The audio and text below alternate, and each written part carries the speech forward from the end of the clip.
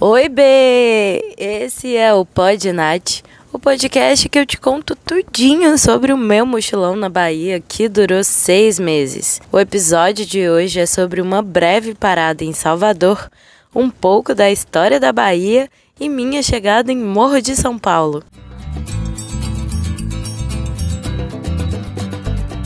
Depois das 2 semanas em Baçaí com meu pai, eu voltei para Salvador e fiquei por uns 4 dias. Salvador é o ponto de partida para ir para as ilhas. Então eu aproveitei para ficar uns diazinhos e me despedir da cidade, até porque eu não sabia quanto tempo eu ia ficar em Morro e se eu iria para Boipeba e o que eu faria depois. E eu aproveitei esses dias em Salvador também para resolver umas coisas, tipo cancelar a academia que eu era matriculada desde 2011. E como eu falei no episódio passado, eu consegui um freela como social media nessa época. Então, como eu ia passar 4 dias, eu resolvi me dar o luxo de ter um lugar só pra mim. Só que era muito melhor eu ter ficado num quarto compartilhado em um hostel, que eu seria menos vigiada do que nessa casinha. A senhorinha, dona do Airbnb, era daquelas pessoas fuxiqueiras, sabe? Qualquer barulho que eu fazia, quando eu saía, quando eu chegava, ela tava com a cabecinha na janela. Mas já passou e eu só tô contando o arrependimento da pessoa. E eu tinha marcado em Morro de São Paulo para começar o voluntariado no dia 3 de julho, uma segunda-feira. E a véspera, dia 2 de julho, é o dia da independência da Bahia. E foi um dia muito legal de se estar em Salvador. Esse ano a data comemorou 200 anos, então a prefeitura organizou vários shows assim na cidade. E teve fucking show do Baiana System, cara! Você acha que eu ia perder? Óbvio que não!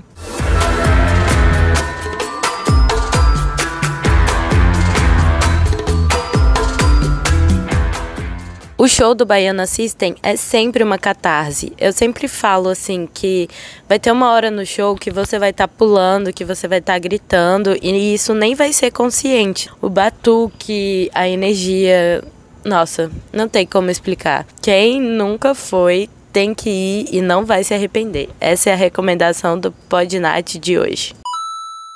Depois que o show acabou, eu ainda fiquei um tempinho assim lá na Praça Castro Alves e encontrei um amigão que era para encontrar há tempos lá em Salvador e que, assim, sem combinar, sem nada, ele parou do meu lado.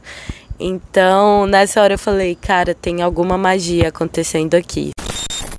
E uma forma de homenagear e de celebrar a independência da Bahia é contar a história de 2 mulheres que lutaram nessa batalha. Eu achei interessante trazer no Pod Nath, até porque é o meu podcast. A Bahia era um polo de resistência da colonização portuguesa e falar dessas 2 mulheres eu penso que é uma forma de homenagear e de celebrar o 2 de julho e que eu estive lá, né? Maria Filipa é uma mulher que fez parte da resistência de Itaparica. Sabe quando você tá lá na praia do Porto da Barra e olha pro horizonte, tem alguma coisa lá? Então, lá é Itaparica. E a Maria Filipa organizou trincheiras na ilha, liderou o incêndio de navios portugueses, mas o melhor de tudo é que ela fazia parte de um grupo feminino chamado Vedetas. E um belo dia, elas se organizaram, embebedaram os portugueses e deram uma surra neles com uma planta que causa queimadura. Simples assim, maravilhosas. Expulsa mesmo. A outra é a Maria Quitéria, que caminhou para que a Mulan pudesse correr, viu? Ela entrou no exército da resistência baiana disfarçada como homem. Cortou os cabelos, pegou as roupas do cunhado e se apresentou como soldado para lutar pela independência da Bahia. Pouco tempo depois, ela foi descoberta e só não foi embora porque o capitão a deixou ficar, porque ela sabia atirar muito bem, viu? Foi uma breve historinha sobre elas, mas vale a pena pesquisar mais, até porque a Bahia é repleta de histórias e de culturas à parte. Chegou o dia 3 de julho, acordei felizona, organizei minhas coisas e fui para o terminal marítimo rumo Morro de São Paulo. Mas um dos maiores perrengues para mim durante a viagem é carregar a mochila. A minha mochila não é tão grande, ela tem 50 litros.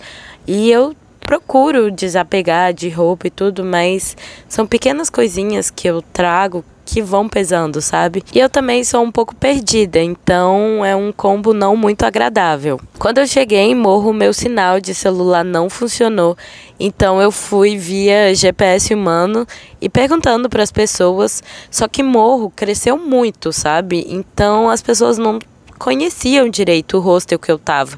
Algumas sabiam, iam me dando direção, e aí vinha outra, não sabia direito, então desfazia a informação certa. Eu fiquei mais ou menos 1 hora até achar o hostel, e quando eu cheguei na base, eu vi que eu precisava subir ainda 82 degraus.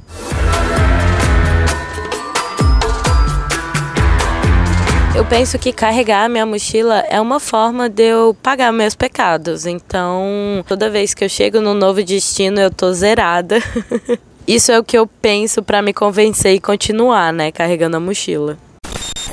Eu não podia nem acreditar que eu tava em Morro mais uma vez, depois de uma pandemia e depois de tantas coisas que aconteceram na minha vida, né? Só que nesse hostel eu tinha apenas 2 semanas de voluntariado. E eu tinha em mente que eu queria passar meu aniversário em Morro de São Paulo, então 2 semanas não seriam suficientes. No próximo episódio eu te conto o desenrolar dessa história e de como eu fiquei quase que 2 meses em Morro de São Paulo. Até lá!